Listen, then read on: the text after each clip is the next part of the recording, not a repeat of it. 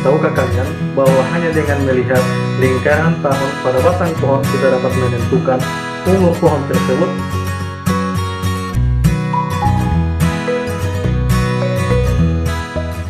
Assalamualaikum warahmatullahi wabarakatuh. Apa kabar semua? Semoga dijumpai dalam keadaan sehat walafiat. Nah, dalam video kali ini kita akan membahas tentang struktur dan fungsi jaringan pada tumbuhan. Sebelumnya pada video yang lalu kita sudah mengupas tentang struktur dan fungsi organ pada tumbuhan. Nah, di sini kita akan membahas lebih dalam lagi bagaimana struktur dan fungsi jaringan pada tumbuhan. Untuk lebih jelasnya, saksikan video berikutnya. Nah, adik-adik sekalian, berdasarkan aktivitas pembelahan sel penyusun jaringan selama periode pertumbuhan dan perkembangan, jaringan pada tumbuhan dibedakan menjadi dua.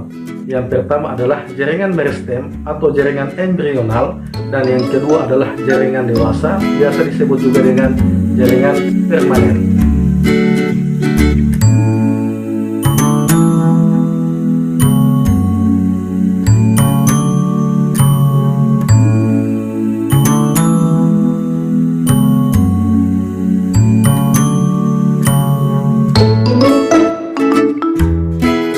Jaringan meristem adalah jaringan yang sel-selnya aktif membelah secara mitosis.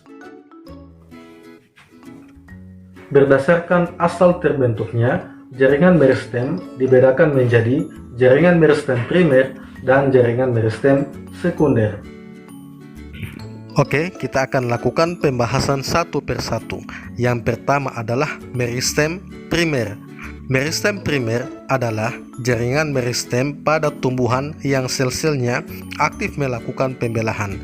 Meristem primer pada umumnya terdapat pada ujung batang dan ujung akar. Oleh karena itu, meristem primer menyebabkan pertumbuhan primer pada tumbuhan. Yang kedua adalah meristem sekunder.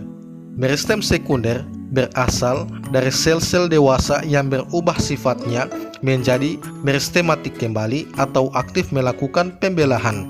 Contohnya adalah kambium pembuluh atau kambium vaskuler dan kambium gabus atau disebut juga dengan velogen.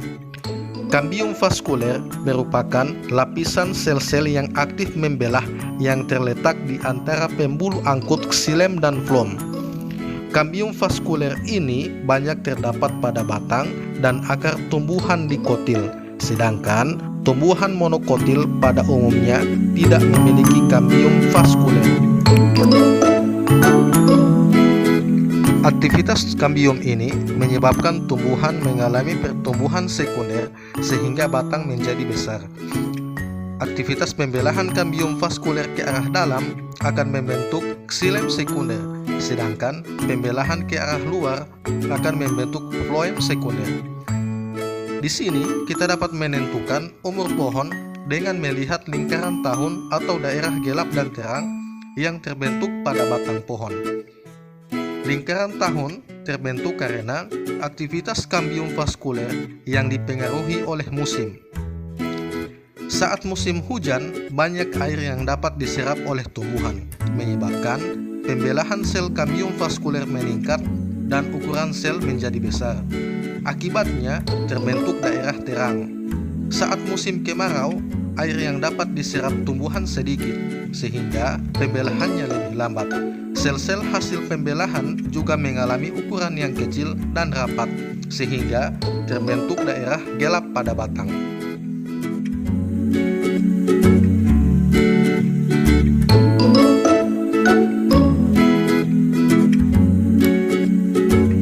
Jaringan dewasa atau dikenal dengan jaringan permanen merupakan jaringan yang sel-selnya sudah tidak aktif lagi membelah. Jaringan ini berasal dari pembelahan sel-sel meristem primer dan sel-sel meristem sekunder yang telah mengalami diferensiasi atau mengalami perubahan bentuk sehingga memiliki fungsi tertentu.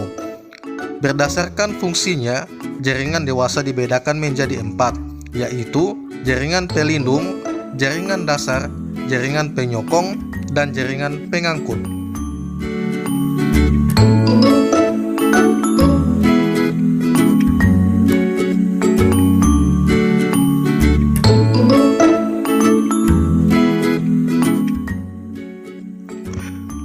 Jaringan pelindung terdapat di seluruh permukaan luar tumbuhan.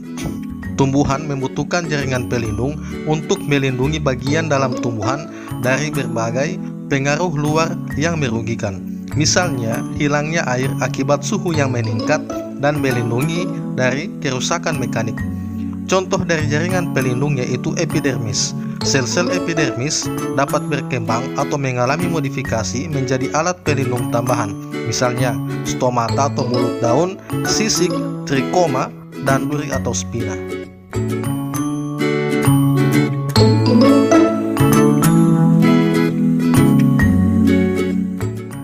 Yang kedua adalah jaringan dasar. Jaringan dasar merupakan jaringan yang hampir terdapat pada seluruh bagian tumbuhan. Jaringan dasar seringkali disebut dengan jaringan pengisi. Jaringan ini berperan penting dalam semua proses fisiologi metabolisme pada tumbuhan. Contoh pada jaringan dasar ini yaitu jaringan parenkim. Jaringan parenkim dapat berdiferensiasi menjadi banyak jenis jaringan parenkim lain. Misalnya, pada buah dan umbi, parenkim berdiferensiasi menjadi parenkim cadangan makanan yang berfungsi untuk menyimpan cadangan makanan bagi tumbuhan. Pada daun misalnya, jaringan parenkim berdiferensiasi menjadi jaringan palisade dan jaringan bunga karang yang berfungsi untuk proses fotosintesis.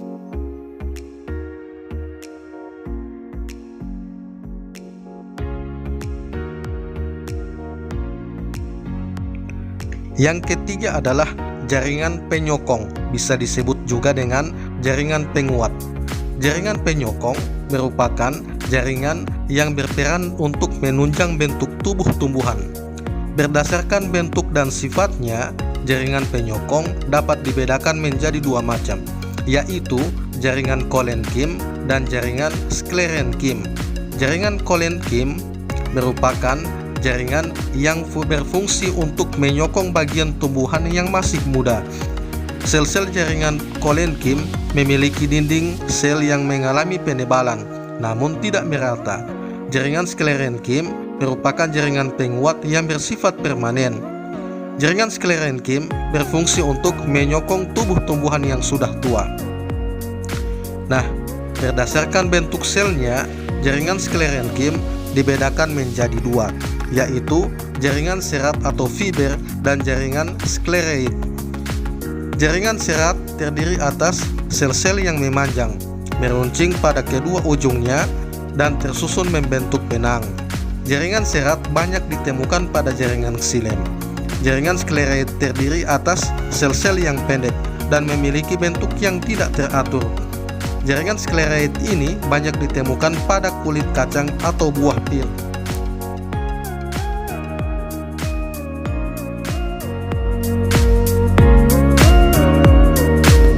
Yang keempat adalah jaringan pengangkut atau disebut juga dengan jaringan vaskuler. Jaringan pengangkut terdiri atas dua jenis, yaitu xilem dan phloem. Xilem berfungsi untuk mengangkut air dan zat-zat terlarut di dalamnya dari akar menuju daun. Sedangkan phloem berfungsi untuk mengangkut makanan hasil fotosintesis dari daun ke seluruh tubuh tumbuhan.